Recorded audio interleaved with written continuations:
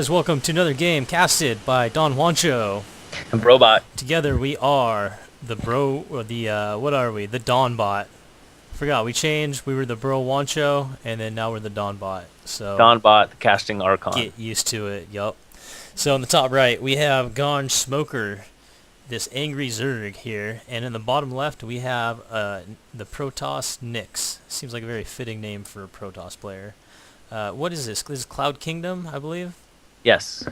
Okay. And this was submitted on Cast It, or is it Cast It? I think it's Cat's Tit. Cat's Tit.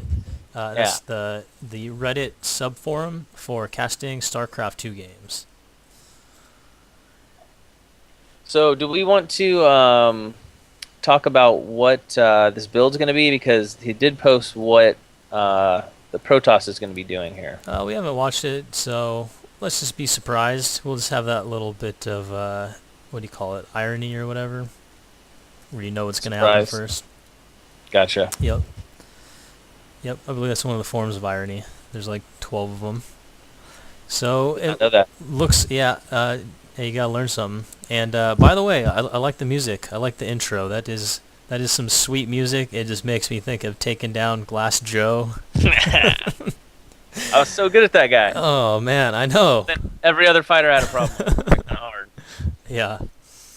Yeah, especially what was it? Soda Popinski. That guy was my favorite. That guy was a joke. Yeah. So hard. Dude, yeah. I could never get that bald bull timing right. Also. Guy was imba. Yeah, so it looks like we have the 14 pool going down, and it looks like we have a fast Nexus, so pretty standard. So he did go Nexus first. I'm like, I don't actually go Nexus first myself. Maybe I'm just kind of like scared. Zergs can like punish it with I've had one too many times where they go drones and lings all in, and it's just really hard to hold. And also with the Forge, it opens up that cannon rush. Not that I do the cannon rush that often, but at least having it there, makes a Zerg think twice. I could see that, and that's something that I find really frustrating as a Zerg. You really always have to be paying attention to see, are there cannons going down somewhere near my base? So I think that is a good idea. Yeah, and what I found at the high levels is that they're always going to have lings around their main and their third. The cannon rush that I do, if I see an hatch first, is to do the 3 pylons to block the ramp, which a lot of people hate. But I think that you should punish a hatch first, unless the Zerg is prepared to deal with that, or going to have some drones to block it from happening. That's just my take on it. Yeah, really not big believer in the hatch first. And just a small note, so Ganjsmoker did pick off the drone, or the pro, or what do you call it, probe? Scouting probe. Scouting probe, which is good. It kind of made a very small nitpicky thing, but making 2 sets of lings versus 1 set, just small thing that you don't need to do. Normally you make 2 sets if they block with a pylon, so you can take it out.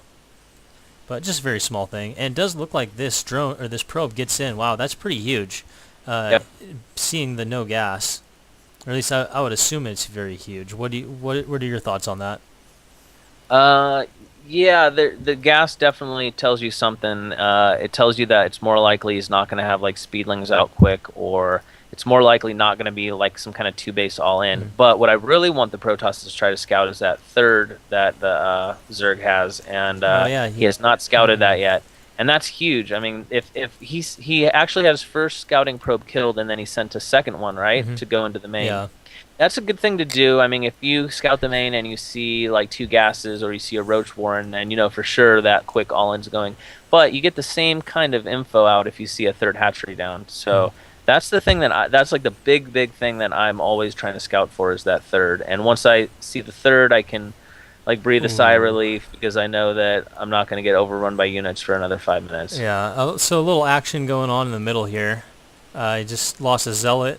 Pretty good trade-off for Zerg. Losing 2 lings for 1 zealot, definitely a good trade. Yeah, I microed that pretty well. And I think, considering that he got in and saw there was no gas, I think it'd probably be somewhat safe to assume that there is that third down there.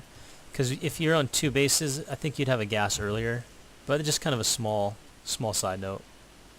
Yeah, you're definitely right. Like, maybe this guy is just like smart thinking, and he saw no gas, and he said, "Oh, I know there's a third," but um, yeah, still, you really want to scout it, even with that first zealot, or even, I mean, I guess send a second zealot out just to confirm, just to make you feel a little better about it. But maybe this guy's confident that he could stop early aggression with his build that he's going. He'd get relatively fast robotics, and he looks like he's chrono boosting out immortal. And if you get immortal out with like a couple centuries, then you can stop that like Roach Ling 2 base all in pretty well. I mean, you got to get good force fields in, but Yeah, yeah, it's doable. yeah. I agree. And so something interesting at the third here, throwing down two spine crawlers. I think that's a little bit. I think you could do better by just keeping the drones because they are pretty expensive. They cost 2 drones plus 100 minerals. So. So let's take a look at the Protoss again. He's still chrono boosting his robotics facility, and he's getting his second immortal out. He also threw down a whole bunch of gateways, and I believe it brings him to a total of 6 right now. Yeah, wow, that looks like he's definitely going to bring some early pressure, somewhat early pressure, since he did take all 4 of his gases. He's obviously not going to be putting on pressure that soon, but it does look like he will be able to move out sometime soon because he has, wow, 8 warp gates. That kind of seems like a lot to me. Is that, what do you think of that? Yeah, I mean, it's more than like what a pro would get, but you know, 1 extra gate's like okay. Okay. Yeah, I thought. But I think we're far enough in here that we can like talk about this actual build. And the post, it was the 3 immortal push. And the reason I wanted to mention this about the build specifically is because just recently on the subreddit, Reddit/r/all things Protoss, someone posted a really cool little instructional video about this, which was it was posted by Husky, and it had White Raw on it. And White Raw went through like all the details of this push, and it was really, really cool. So for all you Protoss out there working on this particular push, which is really popular right now, like on the ladder and with a lot of pros, definitely check that out if you want to get an even better insight than we could possibly give you right here with White Raw, like one of the best foreign Protosses out there. Yeah, wow, and I'm really surprised right here. I feel like Zerg is just, if they, I'm just surprised. He should have way more units right now. He is actually equal. He has less equal supply, but obviously he has about 20 more drones. So. Yeah, but the deadly thing about this is it hits before you have like all your drones, and if you do have all your drones, then you're not gonna have enough units. So it's kind of like why this is a really popular build. It hits at a time where you can't get the max roaches out yet. Oh man, and these force fields are just killing him. He's using the hatchery as another these are force really field. good. Yep. Yeah, and that's an awesome thing to do is you use the hatchery as like a big force field, and then force field in between it. And a lot of us know about force fields. You want to just section small parts off and kill the sectioned off part, and then just that's keep going. What he's doing. He still has so many of these sentries, but they are getting low on mana, so he's not going to be able to cast too many more. And Zerg is getting kind of high in supply. What happens when you have an attack like this is you're just so focused on micro and building units that you forget to inject. So definitely know that feeling.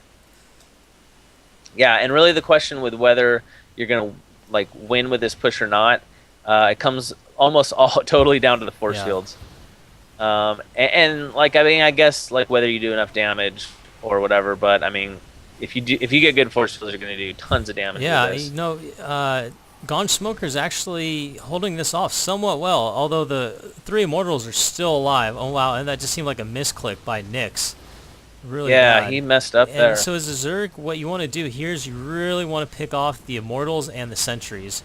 If you can pick off those, first off, he's not going to be able to resupply with the sentry or with the immortals. And then with the sentries, if you take those out, he can't cast force field, which is, like you said, that's the key thing. But at the same time, you don't want to lose your entire army just trying to kill those things. Yeah, and also I'm pretty sure that the Zerg didn't scout this or scout the Robo. He did see the early gas, so that could have let him know that this would be a possibility. Yeah, I feel like he was just a little bit late getting out his roaches. And I think he took... he took a little bit early of an infestation pit, considering. Mm. I think. But at this point, it's really the Protoss' game to lose. I mean, he took out that third, which is like objective number 1, finished. I guess objective number 2 is to kill as much as possible without losing your entire army. I just noticed one thing, and White Raw actually talked about this, but after you get your 3 immortals, you want to make an observer first off. Killing those creep tumors will help a lot, especially like at this point he could have killed all the creep tumors and probably have a lot of that receding, and it just makes it that much harder for the Zerg to get that money surround on you and also see what you're doing. I mean, he sees everything that's going nice. on right Warping now. on the top. Nice strategy. This is what you want to do, and in that they showed that in the that White Rock thing I was mentioning, and I mean, what a great way to distract. Oh, definitely. I mean, you got a bunch of zealots and up then, here. Wow, money, wrecking house, and then money force fields. Yep. Oh, what do you think about focus firing on the roach den? I would have rather seen him go after drones, just because. I mean, you got the anti-roach army, as long as your force fields are okay. But Ganjsmoker did have a really good reaction. He did pull just the right amount of roaches. He didn't bring his entire army back, but he brought a couple of roaches back. And so, I don't know. I'm not a Protoss player here, but I feel like they should probably be teching up to Colossus right now, shouldn't he? I feel like if he gets 1 or 2 Colossus... No, I think this is an all-in push. He's got to just keep warping in Stalkers, and he should win. Well, it's just interesting because they're both still on 2 base. So good force fields, just keeping them back right there. One thing you could do as a Zerg is you could put some spine crawlers up top here. That's going to help out fighting in that choke. And it's very smart of Nyx just to fight in this little choke area. Against Zerg, you always want to do that. So I gotta disagree with the spine crawlers up there, because immortals kill spine crawlers so fast. He's got higher ground vision. That's true. Okay, so it looks like Zerg just got a real big, I guess, run by. Yep. He ran by all the force fields, and he might take him out right here. Except he still has the immortals. His focus fires 1 down, and he's working on that second one, and there he goes. Oh wow, he looks like he's pretty far ahead now. Oh wow, yeah, the things just turned. He just took out that whole army, so things have just well, I mean, I don't want to say, even though the Protoss was pretty all in, he did take out the 3rd, so he did do a pretty good amount of damage. But I'm not seeing much of an army for him. So I'm just really surprised he didn't expand behind it. He didn't tech behind it. I don't think that was an all in. I don't know. You take out the 3rd and you put pressure on, but I feel like his problem was that he wasn't being aggressive enough. Yeah, he really did. He should have just barreled in before the Zerg was able to get all those roaches and lings, because he could have. I mean, what are 2 spine crawlers up there? Great little choke in front of the Zerg's natural, where he could have kept the force fields coming. Yeah, I definitely agree. Definitely was kind of pussyfooting around there. And now he's trying to take a 3rd. Come on, he ain't gonna take a 3rd with all that Zerg crap out there.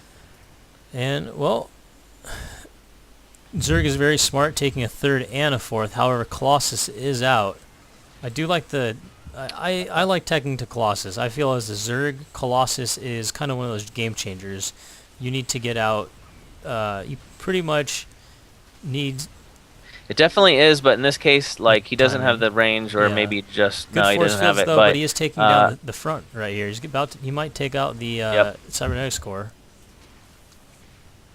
Yeah, he probably will. And I mean, Colossus are great. They're like the Imba tossed unit, but I think he's just got too many roaches here. Yep, and he has the infestors in here. And he has upgrades. He's looking pretty good right now, actually. I think those upgrades are really going to do a lot. Plus, he has about double the army supply. I'm just a little bit surprised. I would just think that a 2-base Zerg versus 2-base Protoss would have a big advantage. Yeah, I think so also. Oh, getting those infestors out of position. But I think it kind of relies on tech, and the only tech was those 3 immortals. And the longer he's not getting more immortals or more some sort of tech out there, the more he's going to have a disadvantage. Yeah, that was definitely. I'll give it to the Zerg Ganjsmoker. That was amazing. I really thought he was done. I've been in that situation so many times, and I'm just like, Oh crap! I lost my third. I'm gonna try to hold, but this is probably But GG. has your experience though been that they usually just Yeah. go in and kill you though? They don't like Yeah, wait exactly. around. And good attack up here on the third. It looks like he's gonna take it out with these zealots. So definitely a good attack. I think it's gonna be too much, too little, too late. But he has no Yeah, and response. he scouted that He has no fourth too, response. huh? Yeah, it looks like he's gonna go kill the fourth also. But I'm just surprised. Well, look at just this massive ball of units right here for Zerg. He has Corruptors. He's going to be able to take out these Colossus in no time, unless he Yeah. gets just some really good force fields. Yep, and he doesn't. He pretty much is able to walk in without too many force fields. He's going to take out these Colossus right away. Yep. As Zerg, you could drop some Fungals, toss in some Infested Terran into this mix, but he just had too many roaches. And wow, I'm really surprised. I thought on that push, really thought Nyx would have it. Yeah, I even think he could have just kept pushing in, and I don't think he had enough like army there to deal with that. And the longer that the Protoss gave him to like build that army up, that he could really overwhelm him, was like his downfall. Because that first push was pretty good. He had some great force fields. He killed off a lot of units. He killed the third, and usually you can just like steamroll your way to victory. And actually, I think what I see more is I will see where they will just pull back, know that they are ahead because they've taken out my third, and kind of whittled me down, and then they'll go back and tech, usually to Colossus. Go to like a standard game and then from there. you just feel like you're so far behind that. Yeah, no, that can definitely work But I guess too. Because taking out that third is huge. Like, you've probably, I mean, maybe you've heard of this. I know a lot of Protosses out there that have like read the forums and stuff. Just kind of a general thing is like if the Protoss is able to take out that third, he's probably going to win the game. And if the Protoss can't take out that Zerg's third, then he's going to have a rough time unless he gets his own third up. But then it's on the Zerg to like deny that third, and then he's going to win the game. Yep, I definitely agree with you. It's not like a set rule, but that's just sort of a general, like, you know, if you want to predict how the game's going to turn out. Although in this case, it didn't. All right, well, that was a good game. I think this might be the first ZvP that we casted where you didn't mention Big Air, so big ups on that one. And signing off. This is Don Wancho. Howdy. Robot.